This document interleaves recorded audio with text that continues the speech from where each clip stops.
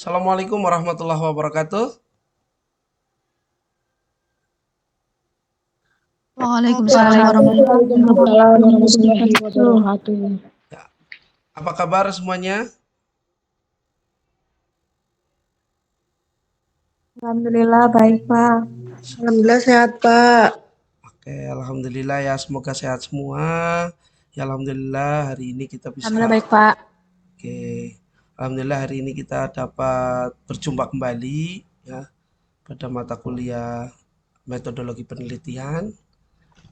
Hari ini saya akan menjelaskan terkait pendahuluan penelitian. Tapi sebelumnya saya akan menjelaskan terkait rancangan pembelajaran semester. Oke, ya alhamdulillah hari ini semoga kita dalam suasana bahagia semua ya, sehat semua sehingga nanti kita apa yang saya sampaikan nanti dapat masuk dengan sempurna dan nanti bisa diingat terus karena metopen ini ya salah satu syarat nanti untuk mengerjakan skripsi atau paling tidak kalian bisa goals-nya itu bisa membuat proposal.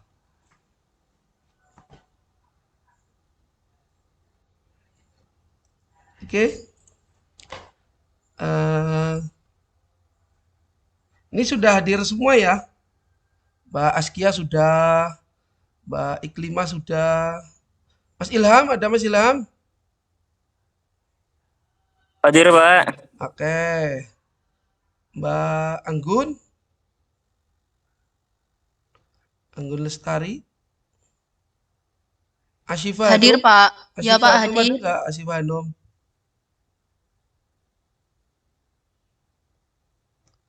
ini masih amplang ini. Halang sinyal Pak, belum bisa join. Oke, sinyalnya agak sulit ya. Oke. Ini sudah kelihatan di slide kalian, di layar kalian? Mohon maaf, Pak, sebelumnya. Iya Pak. Sudah kelihatan? Iya, Pak. Sudah kelihatan, oke. Pak. Sudah Pak. Oke, saya mulai ya. Oke, metodologi penelitian. Ini apa? Pada semester 6 ini ya. Ini kita setelah menyelesaikan mata kuliah ini, mahasiswa prodi farmasi Universitas Peradaban dapat menyusun proposal skripsi dengan baik. Jadi goals-nya, jadi capaian pembelajarannya nanti itu mahasiswa atau kalian semua ini dapat menyusun proposal. Jadi nanti ketika semester 7 itu awal semester 7 kalian sudah bisa mengajukan judul. Nah, biasanya nanti judul yang di-ACC oleh Kaprodi itu nanti bisa langsung dikonsultasikan dengan dosen pembimbing. Jadi harapannya nanti tiga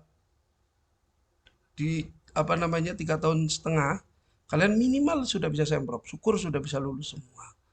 Ya, itu harapan dari saya. Oke, saya akan menjelaskan tentang rancangan pembelajaran semester. Yang pertama nanti ini kontrak kuliah ya, kontrak kuliah kita biasa. Nanti kuliah dilaksanakan sebelum kuliah dimulai setelah 15 menit ya, ketika 15 menit pertama itu nanti kita sambil menunggu teman-teman supaya datang semua. Kalau tidak ada yang datang nanti bisa ditinggalkan.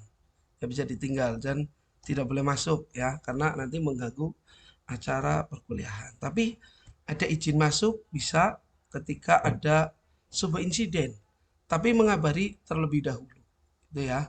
Misalnya di tengah jalan atau sedang berangkat itu banyak bocor atau ada kecelakaan. Nah, itu bisa ngasih kabar ke saya, insya Allah saya izinkan untuk masuk untuk mulai kuliah gitu ya. Oke, selanjutnya nanti kita membahas tentang pendahuluan penelitian, pertemuan kedua.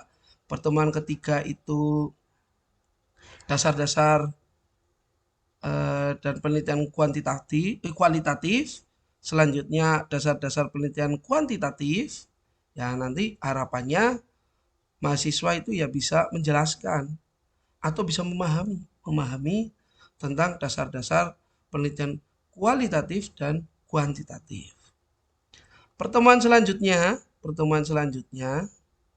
itu masalah penelitian dan tujuan penelitian. Masalah penelitian dan tujuan penelitian.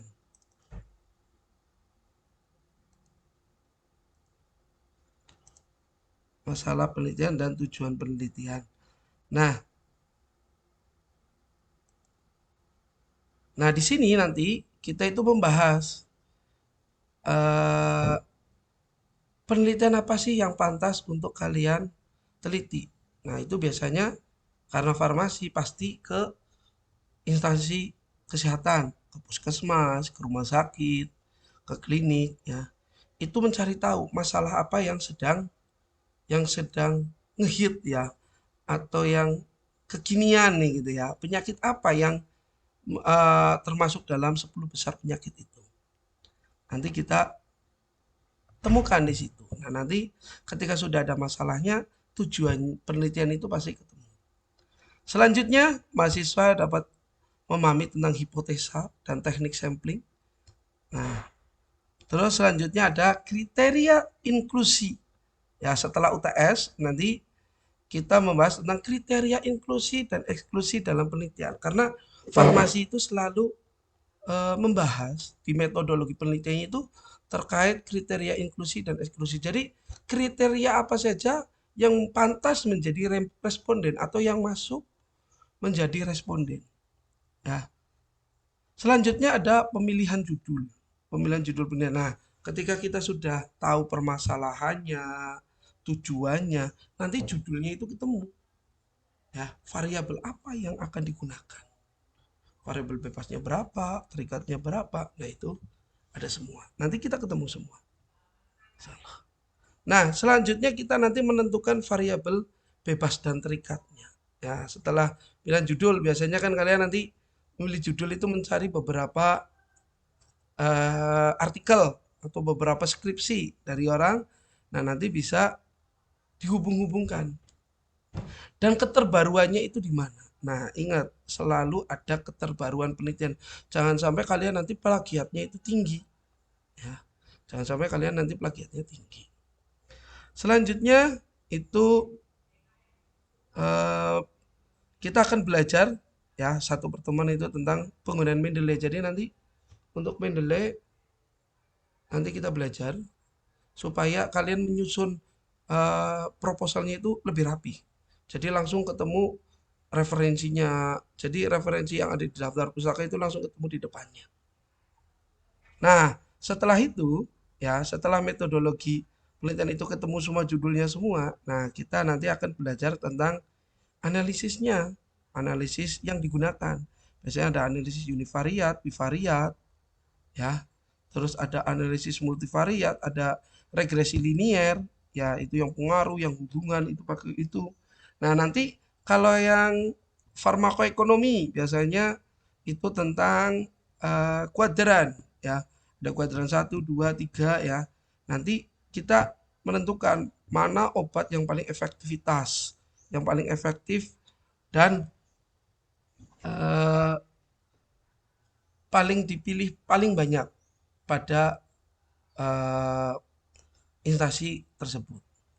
Nah, terus nanti untuk yang uji lab bagaimana? Yang uji lab ya, yang uji lab itu juga nanti kita pelajari. Biasanya nanti ada perbandingan tentang ekstrak ya. Itu nanti kita belajar juga untuk menganalisisnya. Jadi nanti kalian insya Allah mudah lah lulusnya ya, mudah untuk mengerjakan. Insya Allah saya selalu on time lah, selalu siap membantu kalian. Nah, nanti terakhir di pertemuan terakhir itu dengan penyusunan proposal skripsi. Jadi nanti goalsnya itu kalian bisa menyusun proposal skripsi sebagai nilai tugasnya nanti. Oke, mungkin itu untuk RPS yang dapat saya sampaikan ke kalian ya, RPS-nya. Nah, untuk selanjutnya kita akan membahas tentang pendahuluan. Nah, nanti ini di sini kita bisa membahas semuanya tentang pendahuluan. Nanti saya share screen-nya dulu.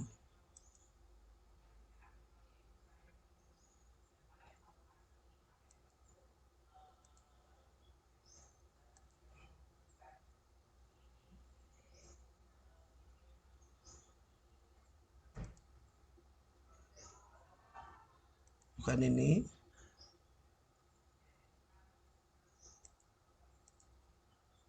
Stop screen dulu.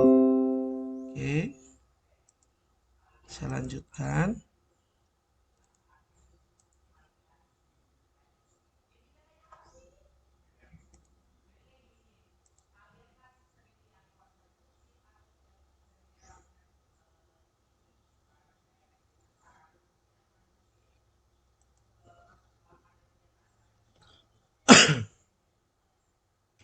Oke, saya minum dulu, sambil minum dulu ya.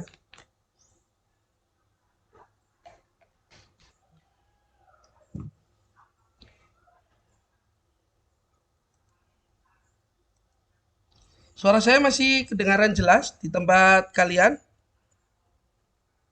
Masih, Pak. Alhamdulillah. Jelas, Pak. Oke, berarti sinyalnya bagus ya semua ya.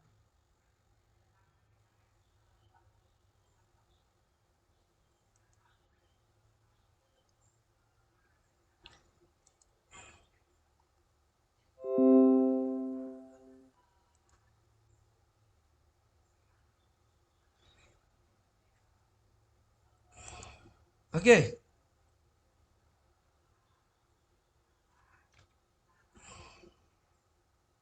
Oke. Untuk materi selanjutnya itu materi tentang pendahuluan penelitian. Nah, mengapa perlu penelitian? Ya, mengapa perlu penelitian? Karena manusia memiliki rasa ingin tahu. Manusia ingin memecahkan masalah. Terus ditemukannya ilmu pengetahuan yang universal, berupa fakta, konsep, prinsip, hukum, teori, ya. Nah, dan ditemukannya awal pembentukan ilmu pengetahuan. Jadi penelitian itu sangat penting karena menjawab rasa ingin tahu dan memunculkan ilmu pengetahuan baru. Nah, selanjutnya, apa itu penelitian? Apa itu penelitian? Penelitian adalah kajian dengan menggunakan metode ilmiah, berencana sistematis, kritis, teliti, ya, dalam mengumpulkan dan menganalisis data serta menarik kesimpulan. Jadi, terus kedua, guna menemukan kejelasan atau keteraturan tentang suatu keadaan yang bersifat teka-teki masalah. Jadi, penelitian itu nanti kajian ya, kajian menggunakan metode ilmiah. Nah, nanti terakhir setelah dianalisis data, ya, itu dapat ditarik kesimpulan. Contoh, ada permasalahan hipertensi biasanya kalau di puskesmas kan hipertensi tinggi ya, tinggi. Nah, itu menjadi 10 besar penyakit. Nah, apa sih yang menyebabkan hipertensi itu tinggi terus? Padahal hipertensi tidak menular ya, tapi ternyata banyak turunan dan ternyata sekarang itu pola makan atau gaya hidup. Gaya hidupnya itu yang tidak sesuai, ya, yang tidak sesuai. Ya, mohon maaf ini belum kelihatan ini di layar ini.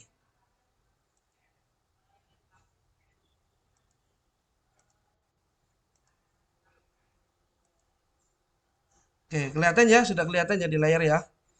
Nah, jadi guna menemukan, Kelihatan, Pak. ya, menemukan kejelasan atau keteraturan tentang suatu keadaan yang bersifat teka-teki.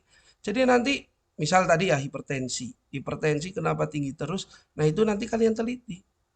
Mungkin dari rasional obatnya dihubungkan dengan pola makannya atau mungkin ada kebiasaan merokok. Nah, itu mempengaruhi atau tidak. Nah, nanti ditarik kesimpulan nanti ketemu. Nah, itu penelitian.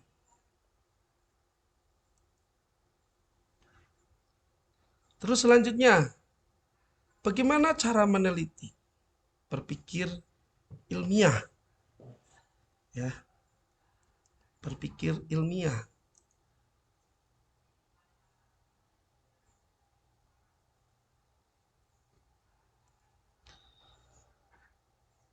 Bagaimana cara meneliti dan berpikir ilmiah?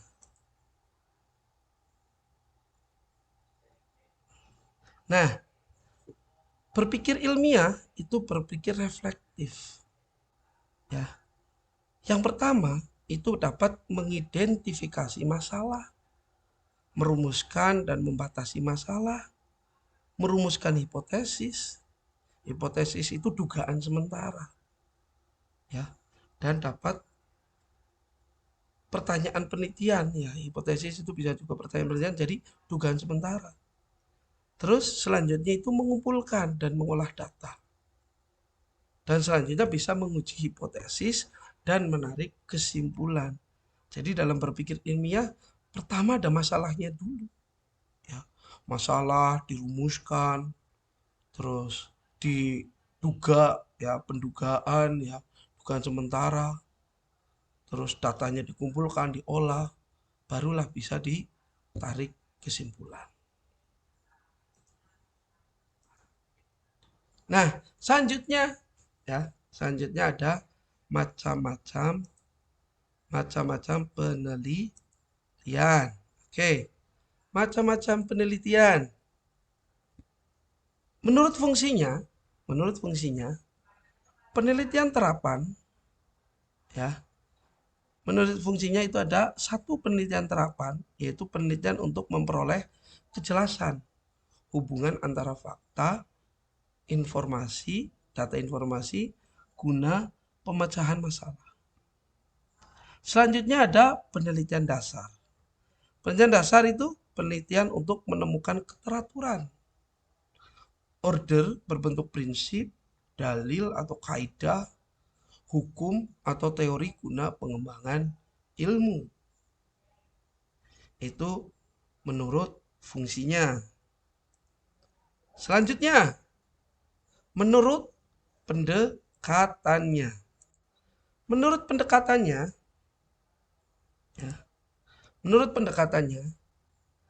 itu penelitian, itu ada penelitian kuantitatif.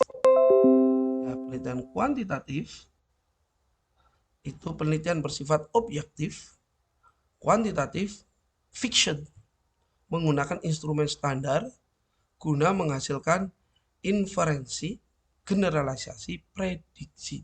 Jadi dapat memprediksi kalau kuantitatif. Selanjutnya ada kualitatif. Nah, penelitian bersifat holistik, kualitatif, subjektif, terbuka, integral, konstekstual, rasional, menggunakan penelitian sebagai instrumen guna menghasilkan deskripsi yang utuh dari suatu keadaan. Nah, biasanya ini kebanyakan kakak kelas kalian yang dulu ya. Nah, itu paling banyak itu menggunakan penelitian kuantitatif. Mungkin dianggap lebih mudah ya karena datanya sudah ada biasanya di puskesmas, di rumah sakit itu biasanya tinggal melihat rekam medis. Nah, coba Mbak Askia, halo?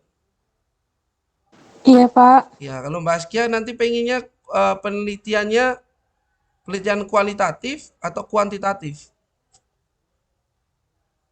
Kuantitatif, Pak. Gambarannya gitu ya. Kuantitatif. Iya, Pak. Ini tentang sosial nanti ya.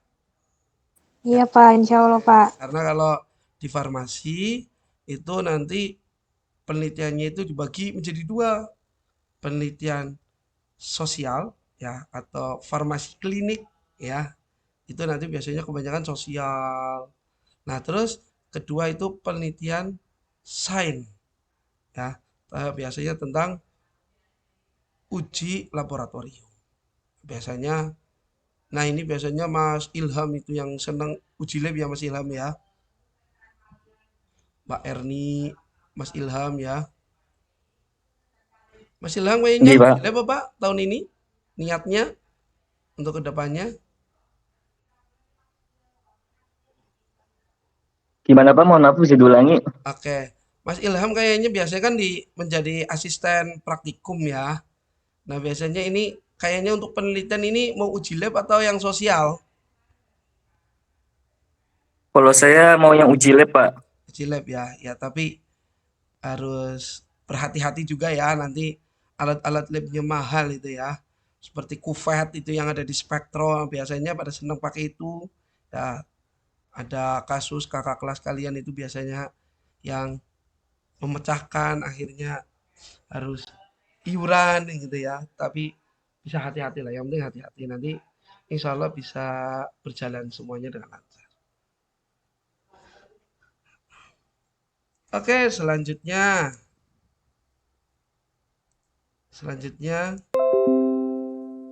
penelitian menurut sifatnya itu ada deskriptif dan eksperimental. Nah, ini ya eksperimental itu biasanya ya tadi ya yang Mas Ilham itu melakukan eksperimental. Kalau deskriptif itu biasanya gambaran-gambaran saja ya, itu biasanya kebanyakan di D3 ya. Kalau di S1 pasti menganalisis. Ya. Kalau di S1 pasti menganalisis. Oke, selanjutnya penelitian menurut histori. Itu meneliti peristiwa-peristiwa yang telah terjadi di masa lalu. Histori. Jadi histori itu sebenarnya seperti epidemiologi ya. Jadi mengetahui sumber-sumber penyakit. Apa yang terjadi di masa lalu penyakit itu, apa yang menyebabkan, itu bisa histori. Nah, selanjutnya ada penelitian pengembangan, yaitu meneliti laju perkembangan suatu individu, organisasi, lembaga. Nah, ini biasanya penelitian untuk peningkatan ini ya, peningkatan ekonomi kemasyarakatan. Biasanya paling banyak itu seperti itu. Peningkatan ekonomi. Nah, ini biasanya paling banyak itu dilakukan oleh jurusan-jurusan seperti manajemen ya. Itu biasanya apa peningkatan produksi gitu ya. Nah, itu seperti itu. Oke, selanjutnya adalah langkah-langkah penelitian. Langkah-langkah penelitian. Langkah-langkah penelitian itu yang pertama adalah mengidentifikasi masalah. Jadi ada masalahnya dulu. Kalau tidak ada masalah, ya jangan diteliti. Nah, selanjutnya ada merumuskan dan membatasi masalah. Selanjutnya ada mengadakan studi kepustakaan. Jadi studi kepustakaan itu sangat perlu. Jadi untuk membandingkan penelitian yang terdahulu dan penelitian yang sekarang. Dan itu menjadi sebuah referensi. Ya. Selanjutnya merumuskan tujuan. Merumuskan tujuan. Tujuan dan manfaat penelitian. Jadi nanti ketika sudah ada masalahnya, pasti tujuan sama manfaatnya itu pasti ketemu. Tujuan penelitian itu untuk apa? Manfaatnya untuk apa? Nanti ketemu. Selanjutnya merumuskan asumsi dan hipotesis atau pertanyaan penelitian. Itu langkah-langkah. Nah, selanjutnya ada merumuskan metode ya. Merumuskan metode. Merumuskan metode penelitian.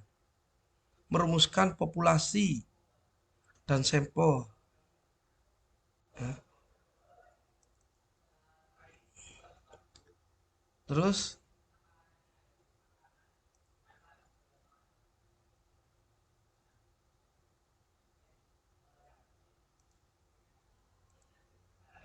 merumuskan populasi dan sampel. Ya. Nah, ini populasi dan sampel itu sangat penting. Nanti ya, itu ada beberapa ya dari kakak kelas kalian itu tiba-tiba populasinya berapa, sampelnya ketemu berapa. Dan kadang nggak ada sampelnya, ada populasinya saja. Atau kebalikan, nah itu kalian harus teliti, jangan sampai kelewatan. Populasinya misalnya ada sampai ribuan. Kalau populasi sampai ribuan nanti dirumuskan bisa menggunakan rumus Slovin ya. Nah, kalau rumus Slovin biasanya ketemunya sedikit itu. Kalau misalnya 1000-an ya paling bisa ketemu 100. Nah, itu mempermudah penelitian. Nah, dari 100 itu nanti sampelnya yang masuk kriteria inklusi dan eksklusi itu berapa. Nah, nanti bisa dirumuskan lagi.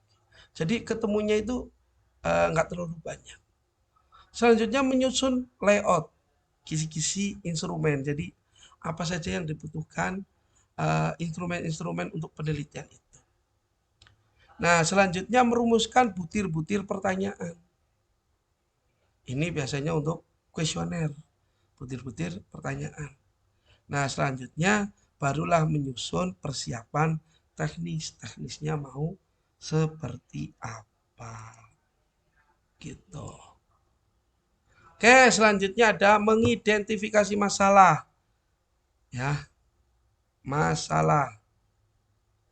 Masalah itu suatu situasi yang berisi kesenjangan dan bersifat teka-teki yang dapat menimbulkan kerawanan, hambatan, ancaman ataupun gangguan. Itu masalah. Ya. Selanjutnya ada tujuan identifikasi, yaitu mencari, memilih, menentukan masalah yang paling urgent dan bermanfaat untuk diteliti. Oke, terima kasih. Ya. Oke, mungkin dari teman-teman silakan ada yang ingin bertanya. Monggo, silakan ada yang mau bertanya.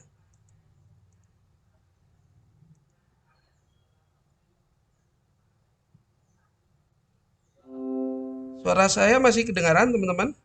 Semua? Masih, Pak. Oke.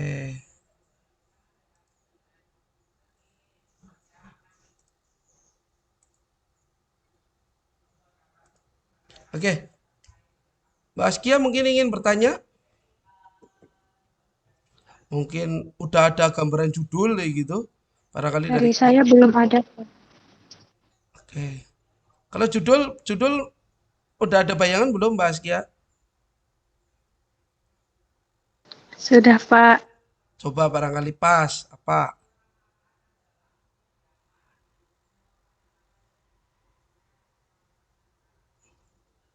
Nanti bisa diteruskan kalau judulnya pas.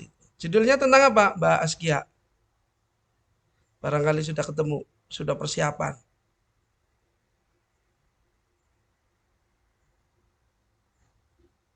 Atau yang lain?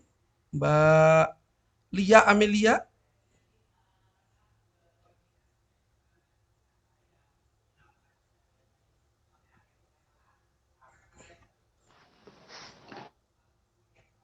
Iya, monggo Mbak Askia, silakan. Pelayan. Apa? Saya ngambil sosial, Pak. Ambil sosial. Tentang pengaruh persepsi dan pengetahuan pasien terhadap pelayanan tenaga kefarmasian di RSUD Bumiayu, Pak. Oh, pengaruh persepsi ya. Hubungan apa pengaruh? Persepsi dan pengaruh Oh, pengaruh pengetahuan. persepsi dan pengetahuan terhadap tingkat kepuasan. Pelayanan tenaga kefarmasian. Bukan tingkat kepuasan ya. Bukan, Pak. Pelayanan. Jadi berarti itu mengetahui apa ya tujuannya itu untuk apakah masyarakat itu tahu tentang pelayanan farmasi gitu ya? Iya. Iya, Pak. Tentang profesi kita gitu, Pak. Mengetahui nggak kayak pendapat Tahu atau ya. sudut pandangnya gimana sih, Pak? Oke, oke, oke. Mungkin nanti ada tambahan variabel supaya lebih ke farmasi, Mbak. Ya tentang apa gitu nanti Iya. bisa ditambahkan. Oke, tapi sudah cukup bagus. Nanti tinggal ditambahkan di satu variabel lagi nggak Thank you, apa-apa. Pak. Oke, Siapa? Terima kasih, Pak. iya sama-sama. Mungkin yang lain silakan. Mungkin yang lain, monggo.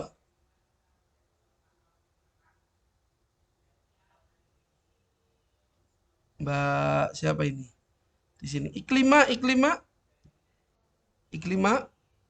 sudah bangun atau belum ini?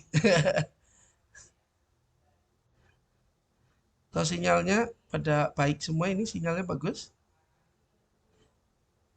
Oke, kalau tidak ada lagi pertanyaan, saya cukupkan pertemuan hari ini ya.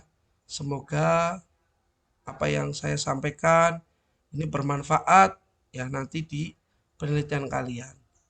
Insya Allah saya selalu welcome ya, nanti barangkali kalian butuh konsultasi dengan saya selalu ada di kampus dari setiap hari Sabtu sampai hari Kamis. Insya Allah saya selalu di kampus. Nanti kalau kalian butuh ya, butuh dan tidak mau bertanya secara umum, biasanya kan seperti itu ya, mau tanya secara pribadi silahkan datang saja ke saya atau japri WA saya ya, insya Allah saya bisa menjawab dan mau membantu kalian semua.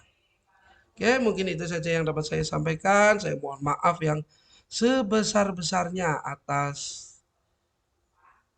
tingkah laku saya atau perkataan saya yang tidak berkenan di terhadap kalian. Saya mohon dimaafkan.